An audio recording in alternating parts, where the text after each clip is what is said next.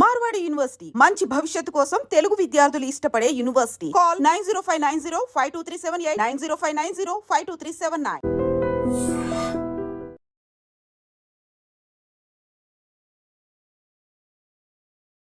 రీసెంట్గా రిలీజ్ అయ్యి మరి అందరి మనల్ని కూడా పొందుతూ ఉన్న బందీ మూవీ సినిమాటోగ్రాఫర్ మధుసూదన్ కోట గారు ఇప్పుడు మనతో పాటున్నారు.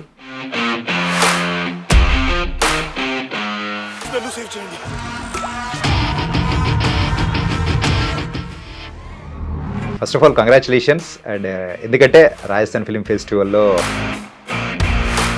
అఫీషియల్ సెలెక్షన్ అయింది రాజస్థాన్ ఫిలిం ఫెస్టివల్. దీన్ని ఒరిజినల్ లొకేషన్స్లో నేచురల్ లైట్లో షూట్ చేద్దామని చెప్పి డిసైడ్ అయ్యాం.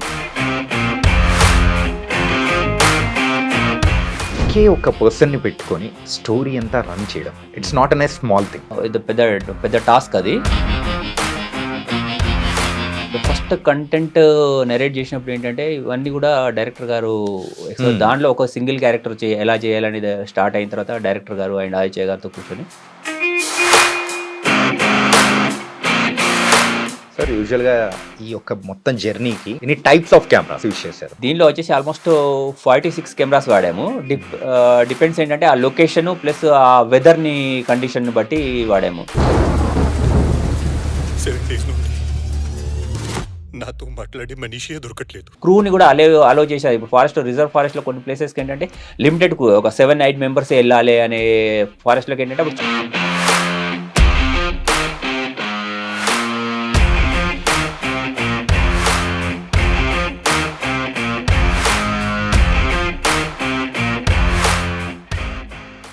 మెయిన్గా ఈ సీన్ గురించి చెప్పేటప్పుడు కూడా నేను ఎక్కువగా స్ట్రగుల్ అయింది, సో కొంచెం డిఫికల్టీ ఫేస్ చేసింది అయితే పర్టికులర్గా ఈ సీనే అని చెప్పేసి అని అన్నారు. End of the day critics నుంచి వచ్చిన ప్లస్ పాయింట్ ఏంటంటే మంచి క్యాప్చరింగ్ వచ్చింది. వెదర్స్ని నేచురల్ వెదర్స్ని షూట్ చేశాం కాబట్టి అది ఆప్లాస్ ఎక్కువ వచ్చింది.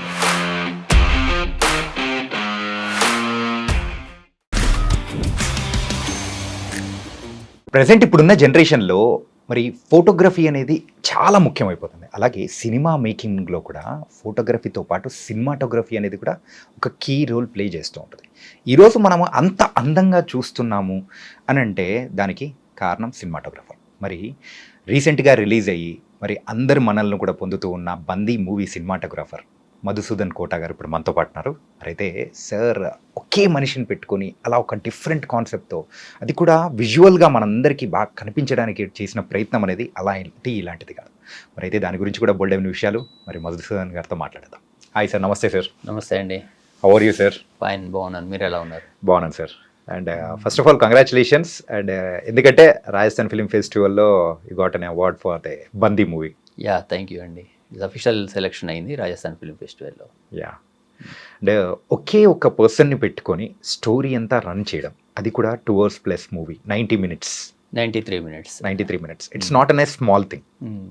అంటే ఫస్ట్ ఈ స్టోరీ చెప్పినప్పుడు యాజ్ ఎ సినిమాటోగ్రాఫర్గా మీకు ఎక్కువ పనులు అనేది కూడా ఉంటాయని కూడా అర్థమైపోయి ఉంటుంది. అవును.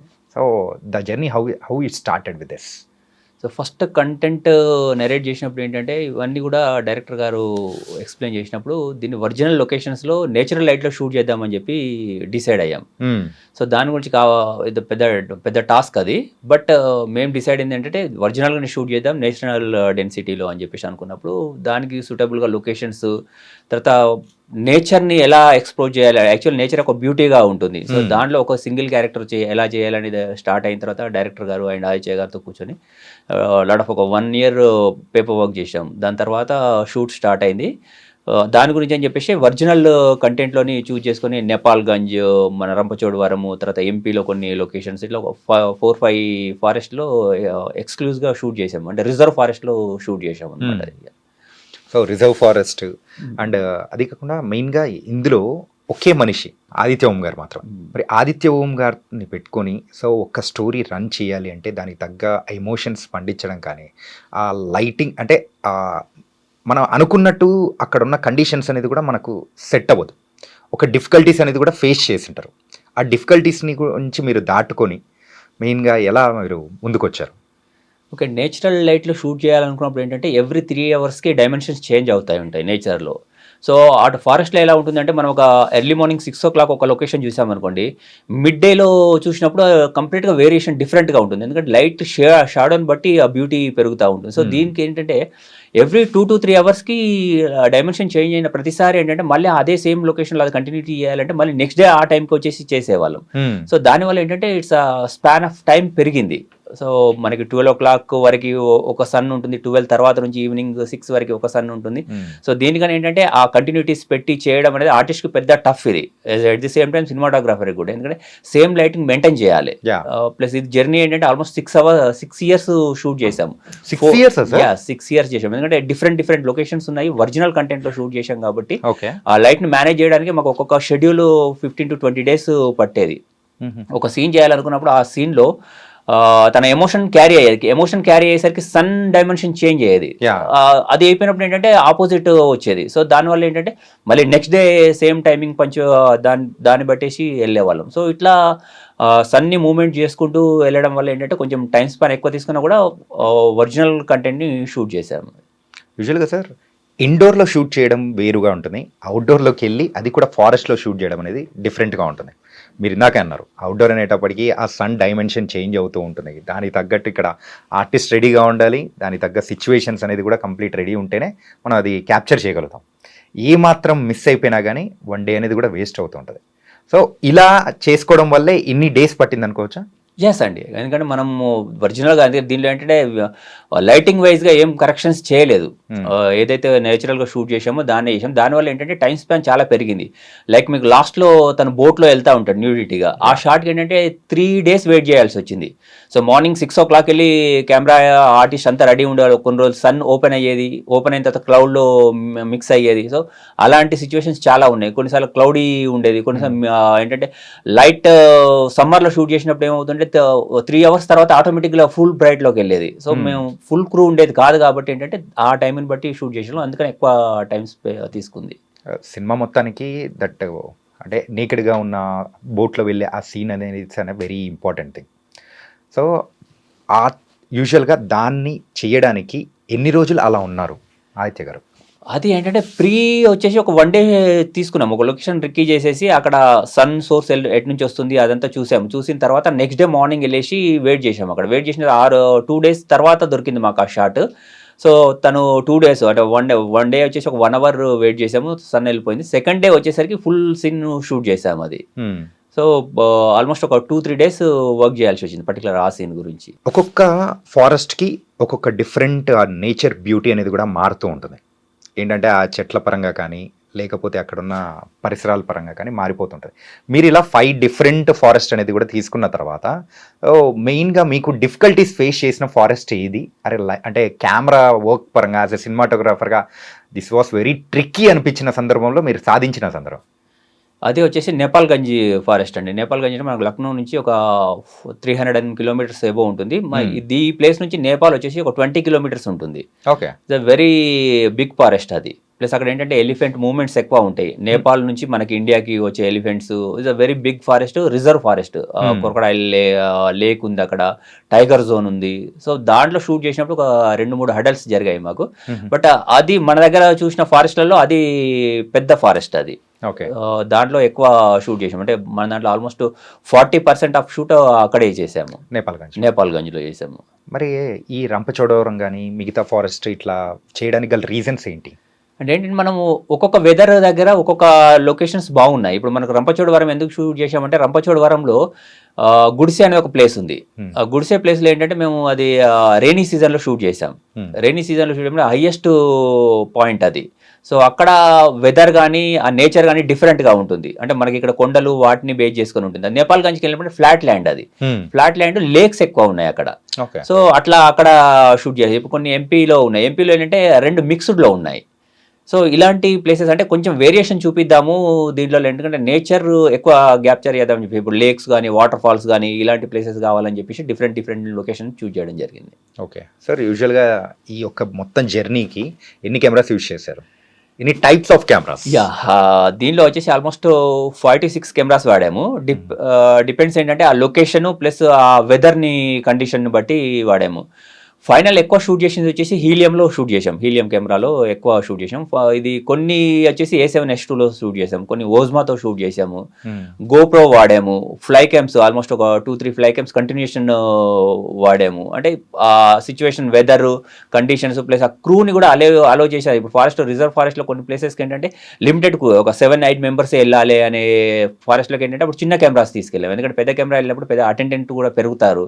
సో అలాంటి పొజిషన్లో ఏంటంటే చిన్న A7S2 లాంటి కెమెరాస్, ఓస్మోస్ కెమెరాస్ ఇవి ఎక్కువ తీసుకెళ్ళాం. అంటే ఆ క్రూను కంట్రోల్ చేయడానికి. ప్లస్ దీంట్లో ఏంటంటే ఎక్కువ మూవ్మెంట్ షాట్స్ ఎక్కువ ఉంటాయి. సో ఆ క్యాప్చరింగ్ చేసేటప్పుడు ఫోకస్, ఫాలో ఫోకస్లు కానీ, వైడ్ షాట్స్ కానీ ఇట్లా వాడినప్పుడు ఏంటంటే డిఫరెంట్ కెమెరాస్లో షూట్ చేసాం. అది కొన్ని బాడీ కెమెరాస్ కూడా యూజ్ చేసినట్టు కూడా అనిపించింది.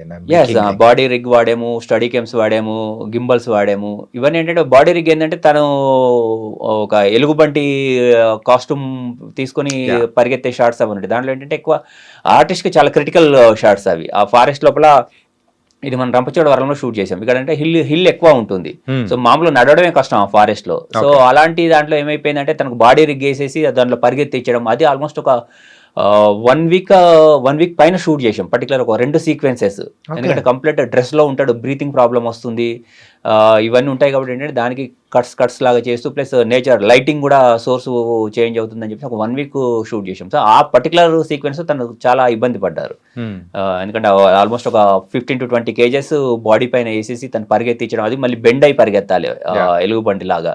సో ఇవన్నీ కొంచెం సిచ్యువేషన్స్ లో బాగా సపోర్ట్ చేశారు ఆర్టిస్ట్.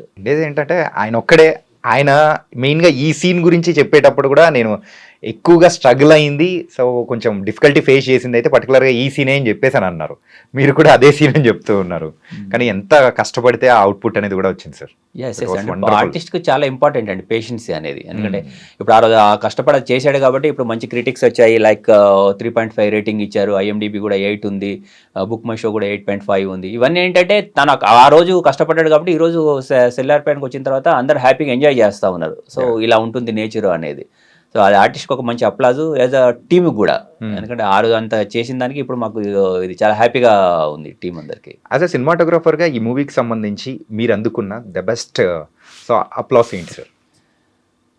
బెస్ట్ విజువల్స్ క్యాప్చర్ చేసామని చెప్పేసి క్రిటిక్స్ చాలా చేశారు. ఇంకొకటి ఏంటంటే ఒక చిన్న అదేంటంటే లైక్ ఇంత టైం ఎందుకు తీశారు అనేది ఒక టాస్క్. అంటే అది ఇవి 2 క్వశ్చన్స్లో ఏంటంటే end of the day critics నుంచి వచ్చిన ప్లస్ పాయింట్ ఏంటంటే మంచి క్యాప్చరింగ్ వచ్చింది, నేచురల్ వెదర్స్ని షూట్ చేశాం కాబట్టి అది అప్లాస్ ఎక్కువ వచ్చింది, అది వెరీ హ్యాపీ. యా, కానీ సార్ నేచర్ గురించి మనము ఎంత తీసుకుంటున్నా కానీ ఇంకా ఇస్తూనే ఉంటుంది ఆ బ్యూటీ అనేది కూడా. సో అంటే తరగని బ్యూటీ అనేది కూడా ఇస్తూ ఉంటుంది. సో అంతటి బ్యూటీగా అనిపించింది నేపాల్గంజ్లోనేనా లేకపోతే వేరే ఫారెస్ట్లలో కూడా కనిపించిందా? మనకు ఎక్కువ అంటే నేపాల్గంజ్ కొంచెం డ్రై ఏరియా ఉంటుంది, మనకు ఎక్కువ బ్యూటీ ఇచ్చింది వచ్చేసి రంపచోడవరం గుడిసే ప్లేస్. ఆ ప్లేస్ ఏంటంటే లైక్ పైకి వెళ్ళిన తర్వాత ఒక 2-3 kilometers ఫ్లాట్ ల్యాండ్ ఉంటుంది. సో దాంట్లో మేము షూట్ చేసిన టైంలో ఏంటంటే లైక్ రైనీ సీజన్లో షూట్ చేసాం. రైనీ సీజన్లో మేము మిడ్ డేలో షూట్ చేసాం, అది 2 o'clock అట్లా. బట్ అది ఆ టైం మీరు చూస్తే ఆ విజువల్ చూస్తే మార్నింగ్ 6 o'clock 5 o'clock తీస్తే ఎలా ఉంటుంది అంటే ఆ సన్ రేజ్ అనేది లేదు అక్కడ. సో ఆ బ్యూటీ అనేది ఇస్ డిఫరెంట్. ఆ స్ప్రింకిల్ పడడం, వాటర్ స్ప్రింకిల్ పడడం, మిస్ట్, ఇవన్నీ వెరీ బ్యూటిఫుల్ లొకేషన్ గుడ్సే. ఓకే సార్, లైట్స్ ఏమన్నా యూజ్ చేశారా దీనికి? దీంట్లో నేచురల్ వైల్డ్ లో మీన్ ఫారెస్ట్ లో ఉన్న దగ్గర ఎక్కడా లైట్స్ వాడలేదు. ఓన్లీ హోటల్లో ఉన్న ఒక ఎపిసోడ్ ఉంటుంది తను కిడ్నాప్ చేసే కంటే ముందు, అక్కడ మాత్రం కొన్ని లైట్స్ యూజ్ చేసాం. రిమైనింగ్ ఫారెస్ట్ లో యూజ్ చేసింది ఎక్కడ కూడా లైట్ యూజ్ చేయలేదు, నేచురల్ లైట్ లో షూట్ చేసాం, దాన్ని బౌన్ చేసుకొని. అందుకే మనకు టైం కూడా ఎక్కువ తీసుకుంది. ఆ సోర్స్ ని, నేచురల్ లైట్ ని సోర్స్ చేసాం కాబట్టి ఆ ఫేస్ లైట్ దాంతో వర్కౌట్ అయింది కాబట్టి ఎవ్రీ 2 hours కి చేంజ్ చేసేవాళ్ళం, అట్లా కూడా టైం స్పాన్ ఎక్కువ అయ్యింది. సార్ ఒకవేళ యూజువల్గా లైట్స్ అనేది యూజ్ చేసింటే ఫారెస్ట్లో అట్లా, సో ఇంత టైం స్పాన్ అనేది తగ్గే అవకాశం ఏమన్నా ఉండేదా? అట్లా ఏం లేదు, టైం స్పాన్ తగ్గుతుంది అంటే మనం ఏదైనా కూడా సన్ లైట్ ని బేస్ చేసుకొని చేస్తాం. అయితే ఒకటి ఫేస్ లైట్ కి వర్కౌట్ చేస్తాం, లేదంటే బ్యాక్ లైట్ కి వర్కౌట్ చేస్తాం. సో ఆపోజిట్ లైటింగ్ మనం చేయాల్సి వస్తుంది. సో అలాంటి టైంకి వెళ్ళినప్పుడు ఏంటంటే లైట్స్ ఉంటే కొంచెం లిటిల్ బిట్ ఫాస్ట్ అవుతుంది, బట్ ఈ డెన్సిటీ రాదు, మనకు ఒరిజినల్ గా ఉన్న బ్యూటీ అనేది రాదు. ఎందుకంటే మన ఫారెస్ట్ లో లైట్ అప్ చేయడం అనేది ఇంపాసిబుల్, అంత వైడర్ షాట్ లో చేయడం. కాంపాక్ట్ షాట్ కి ఓకే, ఎందుకంటే ఈ చిన్న బడ్జెట్ మూవీస్ కి ఏంటంటే మనకు కాంపాక్ట్ లైటింగ్స్ ఉంటాయి, కాంపాక్ట్ ఉంటాయి కాబట్టి దాన్ని కవర్ చేయడం అనేది ఇంపాసిబుల్ అవుతుంది. అందుకని చెప్పేసి నేచురల్ లైట్ కి వెళ్ళాము ఈ మూవీలో. ఓకే సార్, ఇప్పుడైతే ప్రెసెంట్ క్రిటిక్స్ అందరి దగ్గర నుంచి కూడా ద బెస్ట్ అప్లాస్ అనేది కూడా వస్తుంది. అంటే వేరే ఫిలిం ఫెస్టివల్స్కి పంపిస్తున్నా కానీ అక్కడి నుంచి అఫీషియల్ సెలెక్షన్స్ అనేది కూడా వస్తుంది. ఇది వెరీ హ్యాపీ, ఎందుకంటే మనం చేసిన వర్క్కి అప్లాజ్ రావడం అనేది is a great thing. So ఆ విషయంలో టీం అందరు కూడా వెరీ హ్యాపీ. క్రిటిక్స్ కానీ ఇప్పుడు మనకి ఇచ్చిన తెలుగులో ఇచ్చిన అందరు క్రిటిక్స్ కూడా అబోవ్ 2.5 అండ్ మ్యాక్సిమం 3.5 ఇచ్చారు. అది చూసినప్పుడు ఏంటంటే ఈ జర్నీ అంతా కూడా ఒక సెకండ్లో మాయమైపోతా ఉంది. So it's very happy moment. And before this Sameeram అని చెప్పేసి ఒక మూవీ చేశారు కదా సార్. అవును. సో మరి ఆ మూవీ నుంచి దెన్ ఈ మూవీ ఎట్లా జరిగింది ఆ జర్నీ అనేది కూడా? నేను Sameeram it's almost 6 years back shoot చేసాము. అదంతా థాయిలాండ్లో షూట్ చేసాము. ఒక 70% థాయిలాండ్లో షూట్ చేసాము, ఒక 30% హైదరాబాద్లో షూట్ చేసాము. అది ఇట్స్ అ లవ్ స్టోరీ. దాని తర్వాత ఏంటంటే నేను కమర్షియల్స్ ఎక్కువ ఫోకస్ చేశాను. బాంబే వెళ్ళి యాడ్ షూట్ చేయడము ఇది. దాని తర్వాత మళ్ళీ ఒక హిందీ ఒక 3-4 మూవీస్ చేసాము. ఇప్పుడు రిలీజింగ్లో ఉన్నాయి. సంత్ తుకారం ఇప్పుడు రిలీజింగ్లో ఉంది. సో దాని తర్వాత మళ్ళీ తెలుగు చేద్దాము అనుకున్నప్పుడు వీళ్ళు అప్రోచ్ అవ్వడము, దాని తర్వాత నేచర్కి కనెక్టివిటీలో ఉండడం వల్ల దీనికి కొంచెం టైం స్పేస్ కూడా కావాలి అనుకున్నాం. ఫస్ట్ అనుకున్నామే ఒక 3 yearsలో కంప్లీట్ చేద్దాం అనుకున్న ప్రాజెక్ట్ ఇది. అంటే డిఫరెంట్ లొకేషన్స్ ఆ వెదర్ని క్యాప్చర్ చేయాలి కాబట్టి 3 years అనుకున్నాము. అది కాస్త 6 years అయ్యింది. But it's very happy. ఈ మధ్యలో కమర్షియల్ చేసాము, ఒక 4-5 మూవీ చేసాము. బ్యాక్ టు బ్యాక్ రిలీజింగ్లో ఉన్నాయి ఇప్పుడు. ఓకే సార్, కమర్షియల్స్ అంటే what kind of commercials sir? Advertisements, beauty products, everything. అవన్నీ కూడా మనకు బాంబే బేస్లో వెళ్ళినప్పుడు ఏంటంటే ప్రతి దానికి ఒక కమర్షియల్ షూట్ చేయాల్సి వస్తుంది. ఒక మన మూవీలో అయితే 2 hours కాన్సెప్ట్ చెప్తాము, దాంట్లో 2 minutes 1 minute కాంటెంట్ చెప్పాలి. So it's a different feel అనమాట. సార్ చాలా రోజుల నుంచి ఒక క్వశ్చన్ ఉంది సార్. ఇప్పుడు మనం టీవీలో చూసే ఒక 30 seconds యాడ్ దాని ఉంటుంది కదా సార్, యూజువల్గా ఎన్ని డేస్ తీసుకుంటారు సార్ అట్లా షూట్ పర్పస్గా మొత్తంగా? ఇది వచ్చేసి చాలా ఎక్కువ టైం తీసుకుంటుంది ప్రీ ప్రొడక్షన్లో. ఎందుకంటే వాళ్ళ టోటల్ కంటెంట్ ప్రోడక్ట్ కంటెంట్ని కూడా ఒక 1.5 minute లోపల క్లోజ్ చేయాలి. 30 secondsకి మళ్ళీ షార్ట్ కట్ చేయాలి.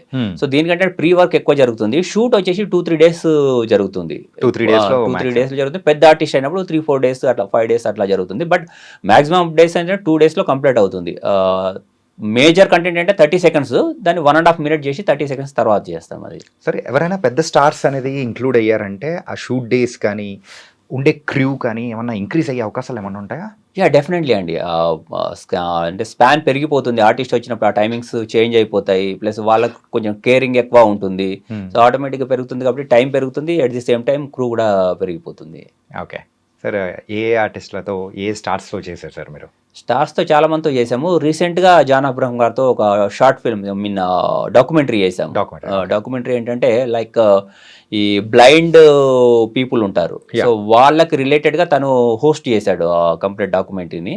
ఇది వర్లీలో ఒక ఆర్గనైజేషన్ ఉంటుంది వీళ్ళది. సో దీనిలో ఏంటంటే వాళ్ళు పిక్ చేసేసి ఎవరైనా మనం ఇంటిమేట్ చేసినా కూడా, సో ఇక్కడ వీళ్ళకి చెవులు వినబడవు, లేకపోతే కళ్ళు కనబడవు, ఈ ప్రాబ్లమ్స్ ఉన్నాయన్నప్పుడు వాళ్ళు పిక్ చేసేసి వాళ్ళే అకామిడేషన్ ఇచ్చేసి వాళ్ళ క్రాఫ్ట్ నేర్పిస్తారు. సో వాళ్ళు నేర్పించినప్పుడు ఏంటంటే వాళ్ళు ఓన్గా ఎర్న్ చేస్తారు.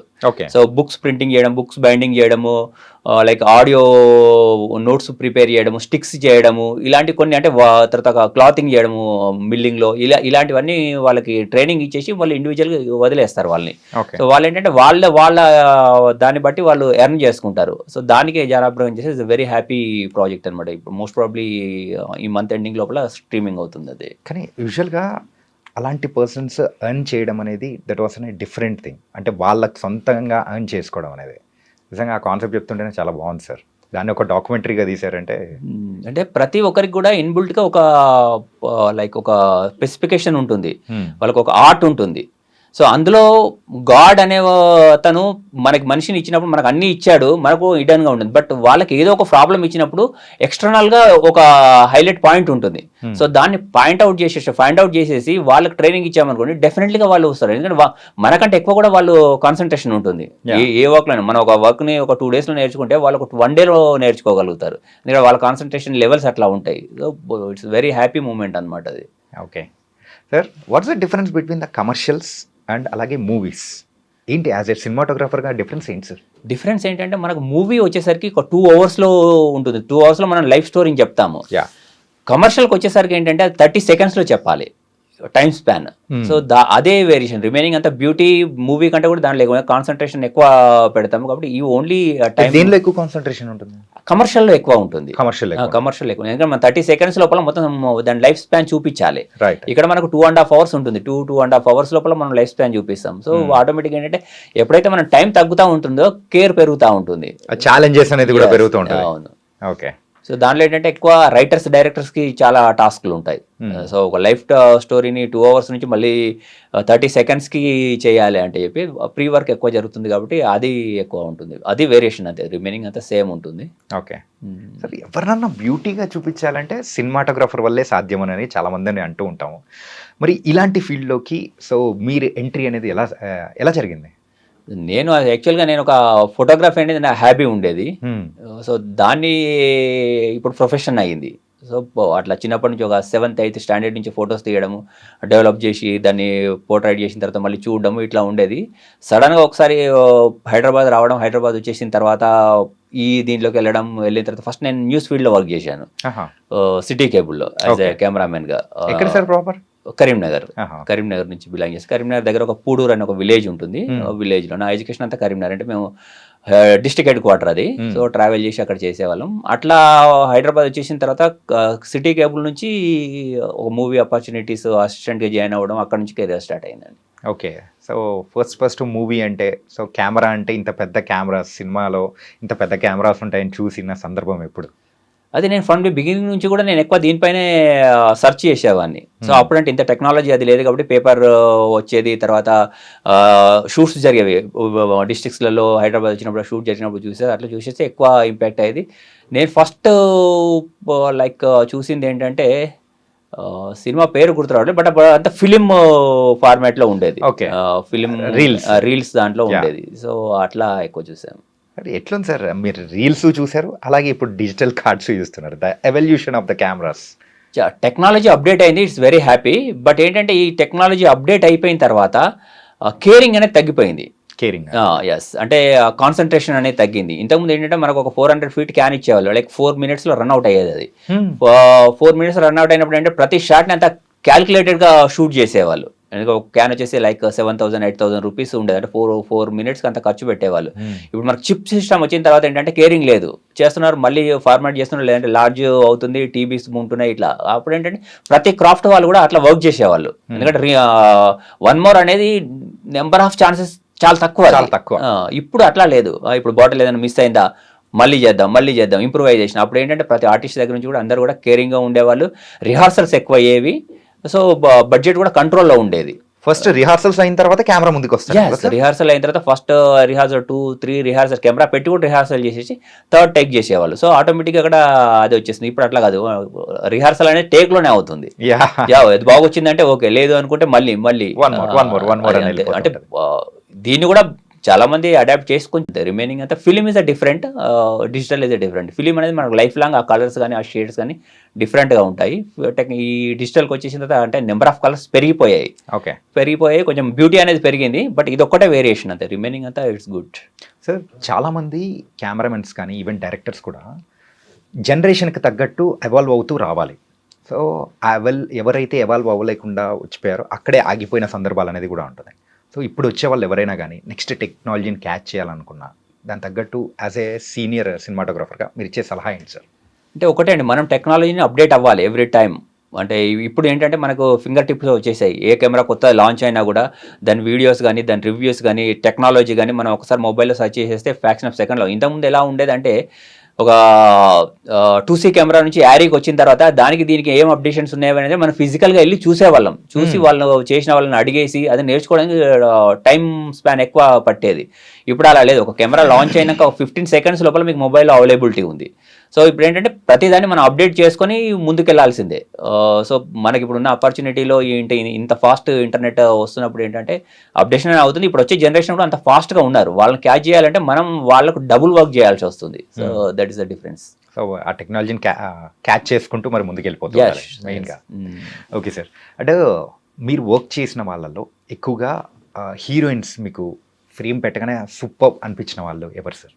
అట్లా ఏం లేదు, అంటే మనం కంటెంట్ రిలేటెడ్గా ఫ్రేమింగ్ చేస్తాము. ఒక్కొక్క కంటెంట్కి ఒక్కొక్క బ్యూటీనెస్, కొంచెం కొన్నింటికి డార్క్ షేడ్ ఉన్న అమ్మాయిలు బ్యూటీగా ఉంటారు, కొన్నింటికి బ్యూటీ ఉంటాయి. అట్లాంటి ప్రతి ఆర్టిస్ట్ మనం అంతే బ్యూటీగా ట్రీట్ చేస్తాము కంటెంట్ బేస్డ్లా. కొన్నింటికి రగ్గుడు అవసరం ఉంటుంది, ఆ రగ్గుడు వచ్చినప్పుడు అంటే దానికి రిలేటెడ్గా మనం మేకవర్ చేస్తాము, మన ఫ్రేమింగ్ కూడా అలా ఉంటుంది. ప్లస్ ఎవ్రీ ఆర్టిస్ట్ మేజర్ ఏంటంటే గ్లామర్తో కాదు, పర్ఫార్మెన్స్ తోటి ఇంపార్టెంట్. సో దాన్ని క్యాలిక్యులేట్ అని చెప్పి అందరూ ఈక్వల్ అట్లా ఏం లేదు, అంటే వీళ్ళు బాగున్నారు వాళ్ళు బాగాలేదు అనేది ఏమి ఉండదు, డిపెండింగ్ ఆన్ వాళ్ళ పర్ఫార్మెన్స్ని బేస్ చేసుకునే వస్తుంది. ఓకే, అంటే రగ్గుడు దీని గురించి చెప్పారు కదా సార్. యూజువల్గా కొన్ని ఫ్రేమ్స్లలో కూడా డల్గా చూపించడము, అంటే మన బందీ మూవీ విషయంలో సో కొంచెం డిగ్రేడ్ అయినట్టు, సో అంటే ఆ కలరింగ్లో కానీ కొంచెం ఆ కలర్ ప్యాలెట్ విషయంలో ఇట్లా జరిగింది కదా, ఎందుకు అలా చేయాల్సి వచ్చింది? యాక్చువల్ ఏంటంటే మనం నేచర్లో షూట్ చేసినప్పుడు నేచర్ ఇస్ ఎ బ్యూటీ, మనకు నేచర్ ఇచ్చే బ్యూటీ ఇంకా వేరే ఎక్కడా ఉండదు. బట్ మనం దీంట్లో ఏం చేసామంటే డిగ్రేడ్ చేసాం, దట్ యాజ్ పర్ క్యారెక్టరేషన్. ఇప్పుడు మనం హోటల్లో ఉన్నప్పుడు తను బ్యూటీగా ఉంటాడు, హ్యాండ్సమ్గా ఉంటాడు, ఆ ఫ్రేమ్స్ కూడా అన్ని బ్యూటీగా కనపడతాయి. బట్ ఎప్పుడైతే ఫారెస్ట్లోకి వస్తాడో మొత్తం లైట్ డల్లోకి వెళ్తుంది, అంటే లైట్ గ్రే అట్లా యూజ్ చేసాం. ఎందుకంటే తను పడే కష్టాన్ని మనం ఫ్రేమింగ్ ద్వారా కూడా ఎక్స్పోజ్ చేయాలని చెప్పేసి అది చేసాం. అందుకని చెప్పి దాంట్లో బ్యూటీని మనం డల్ చేసాం, ఆల్మోస్ట్ ఒక 50-60% గ్రేడ్ కూడా డల్ గ్రేడ్ చేసాం. అందుకే మీకు ఎక్కడ కూడా గ్రీనరీ అది కనపడదు.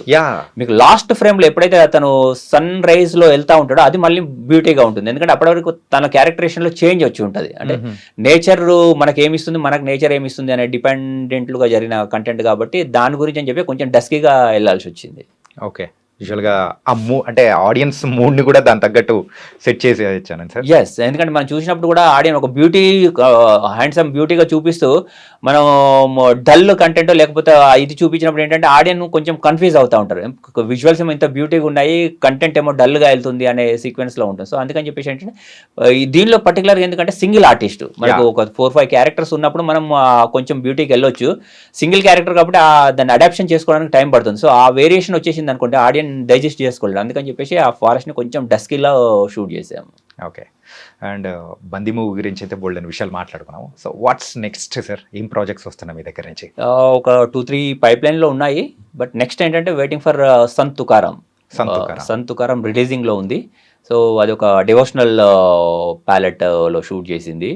సో సుబోధ్ బావే మరాఠీ ఆర్టిస్ట్, తను లీడ్ చేశాడు, అండ్ సంజయ్ మిశ్రా అండ్ అరుణ్ రోవెల్ వీళ్ళందరికీ రోల్స్ చేశారు. దాని గురించి వెయిటింగ్, మేబీ ఈ మంత్ ఎండింగ్ ఆర్ నెక్స్ట్ మంత్లో రిలీజ్ అవుతుంది. Hindi sir, Hindi or Marathi? Hindi complete. Yes, complete Hindi. Oh nice sir. And ఇంకా ఇలాంటి బోల్డ్ అయిన మూవీస్ అనేది కూడా చేయాలని కూడా మనస్ఫూర్తిగా కోరుకున్నాం. And thank you and all the best sir. Thank you అండి.